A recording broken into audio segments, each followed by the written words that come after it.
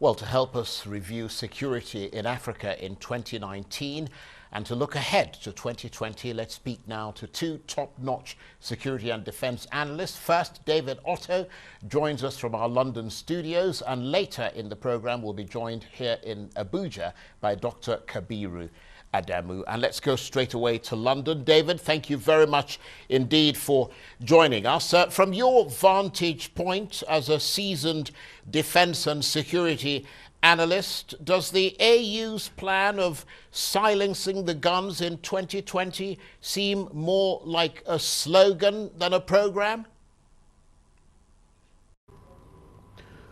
Thank you, Charles. I think from my perspective, it's always good to have a plan, and that's quite encouraging to have a plan, which, of course, this was set up in 2013 by the EU to silence the guns, from 2020. But I think, as you rightly said, this sounds to me more like a slogan because, the mechanisms that needs to be put in place in order to silence the guns is yet to be fully established or even established at all. If you look at the five corners of Africa, talking about North Africa, for example, you look at the situation in Libya, it's more chaotic than it was in 2011 when it all began. If you look at East Africa, as you rightly mentioned, there are critical security issues in Sudan, South Sudan, Somalia. You have countries like Kenya, Mozambique, suffering from terrorist organizations, including, Al-Shabaab. If you go to Central African Republic itself as a country or as a region, you've got a crisis between Ambazonia defense forces and the government of Cameroon. You also have Boko Haram, within that same region, which spreads across Niger, Chad. But most importantly in Nigeria, which then leads you to the west of Africa. So it gives me that impression that that region, is critical because, you have Al-Qaeda in the west, in African province, by the Al-Banawi faction. You still have the old Boko Haram, still lingering about. You have the crisis, the herdsmen crisis in the central part of Nigeria. You still have the unsolved problems in the northeast and the southwest regions. So that area hasn't actually achieved anything. And then you talk about Central Africa going back to DRC, Cameroon, Niger. The Luptako Goma region, Charles, has been, crowded by Al-Qaeda and ISIS jihadists in Mali, daily attacks in Burkina Faso, in areas like Niger, again, as I mentioned, Chad. So look at the global picture, the African global picture, I mean to say, from the central to the east, to the west, to the south, with South Africa with xenophobia, which I forgot to mention. It tells you that this audacious plan, even though it looks good on paper, hasn't actually, had any substantial, if I want to use that word, substantial way forward plan. I don't think the guns will be silenced come this 2020. I think what has happened generally is that the African Union is getting more silence, than the guns that it intends to silence, Charles.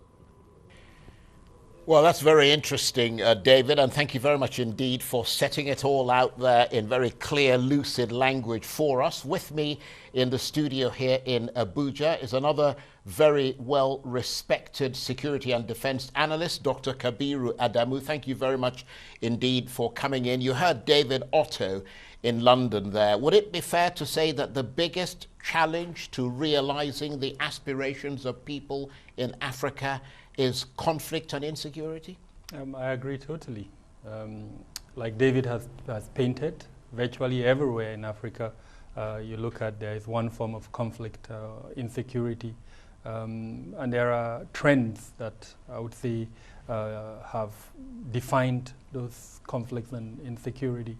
One of them is weak government, for lack of a better word. Virtually all the states where you have those levels of insecurity are characterized by very weak governance structures. And so inherent in that, you have emerging, indicators of insecurity that unfortunately, because of the very nature of that governance, is unable to tackle. And then if you now move to the regional level, because most of the parts of Africa, depending on where you go to, West Africa, there are regional arrangements, some of them political or economic. They have over time attempted to come together and seek to address these issues. Inherent in that too is the inability to implement some of the decisions that they've taken. So it's an unfortunate cycle that we've seen over time, and that is, as it were, blossoming, leading to the same issues of insecurity that is worrisome. And the quality of life is being affected. Of course, people are dying, properties are being destroyed.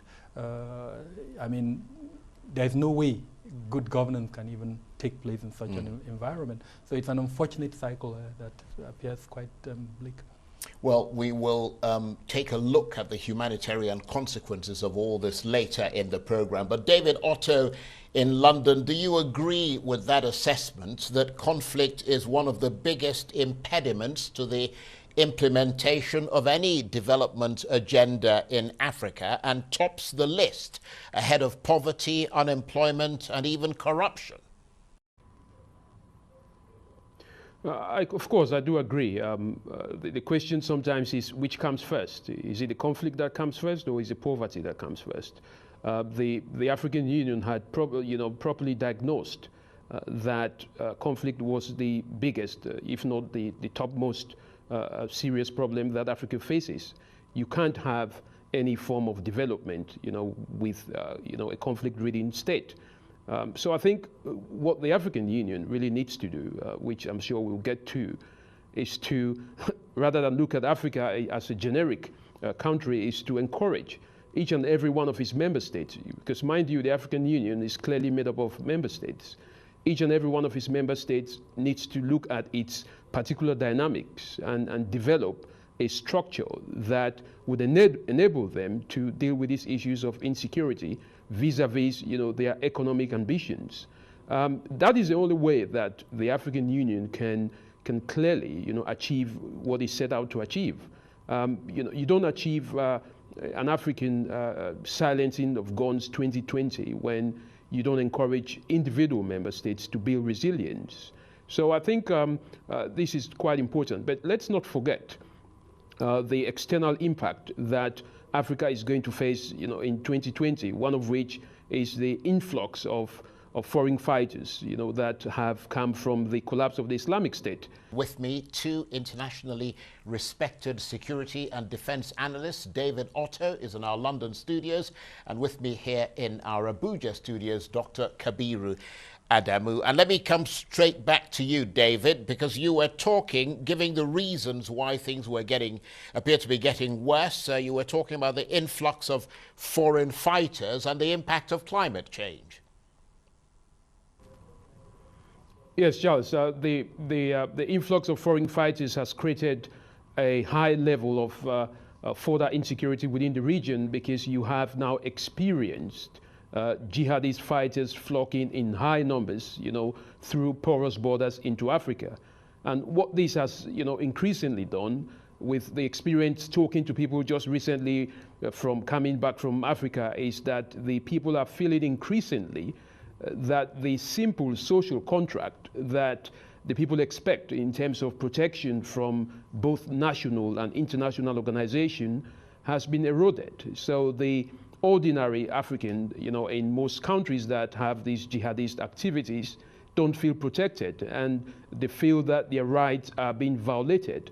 So that social contract, which is required for a government to function, is no longer there. And that is a key issue, Charles, because there is no trust, and there is an increasing level of fear amongst Africans because of this level of insecurity. And what that is, driving into is putting more people into the arms of jihadist organizations and other criminal organizations. So that is the kind of picture which, Africa needs to avoid come 2020, but it requires a strategic plan and outlook on this. Okay, we'll talk about those strategic plans in a minute, but Dr. Kabiru Adamu there, talking about social contracts that David was mentioning there. What appears to be happening here is that conflict has become the inheritance of many young people in many parts of Africa. And the legacy that is being passed on to them is the burden of conflict, and that is problematic. It is problematic because that's the culture that they would know.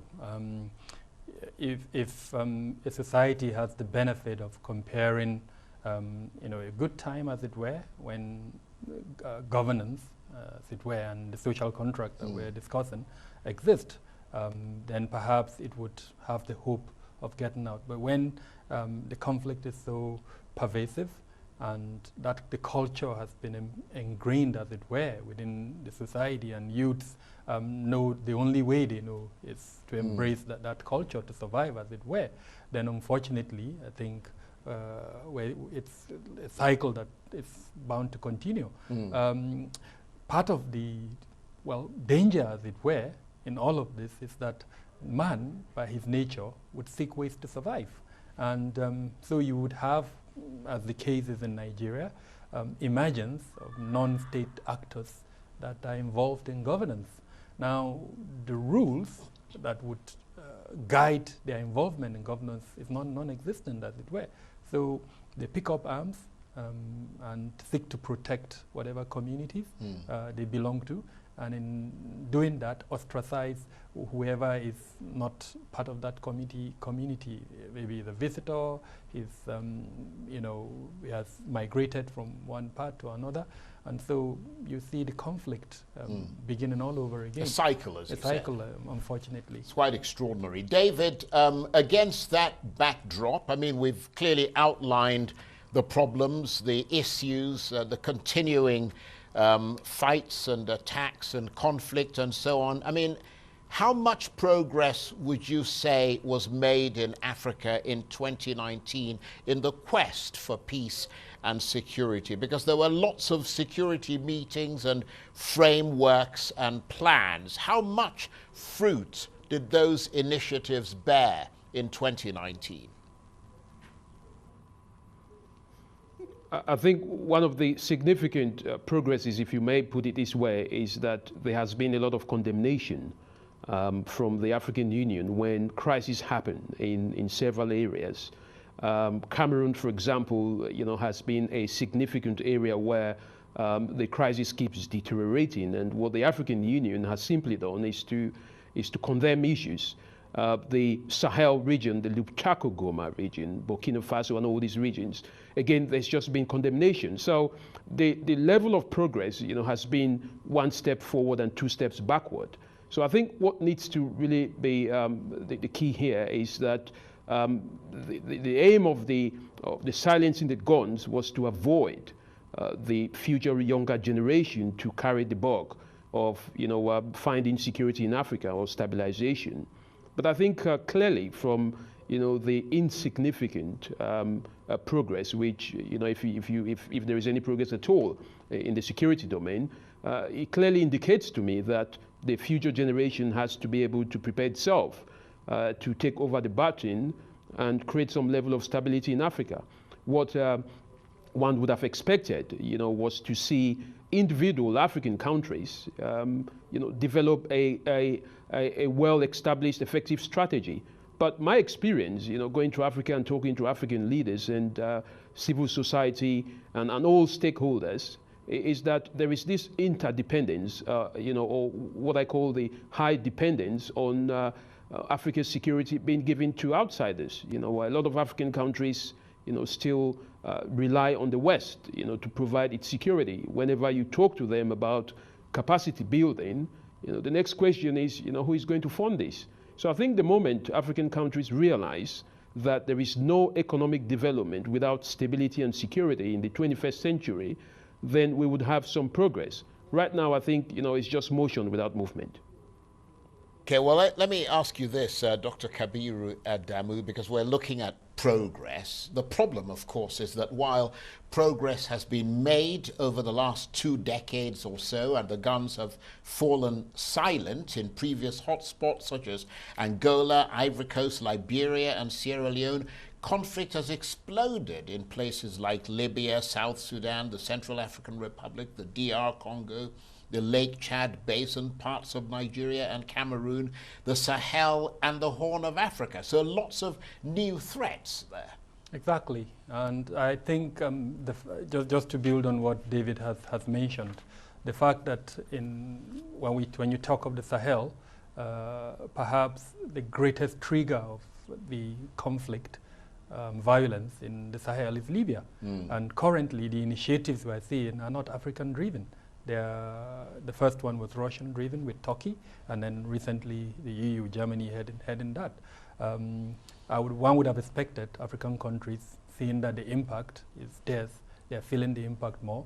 They probably understand the cultural dynamics involved to play the lead role in terms of mediating in that conflict. And of course, by doing that, solving their own challenges. And part of our, as it were, disappointment is even regional, leaders, unfortunately, have reclined. A good example is West Africa. The role Nigeria used to play in the past in galvanizing West African countries to stem this type of violence. Unfortunately, Nigeria no longer plays that. If you look at perhaps Kenya and the role it played in Somali and all that, that too has declined. I suppose they're having to deal with their own conflicts, exactly. And that's taking a lot of their attention. But stay with us. This is a very interesting discussion.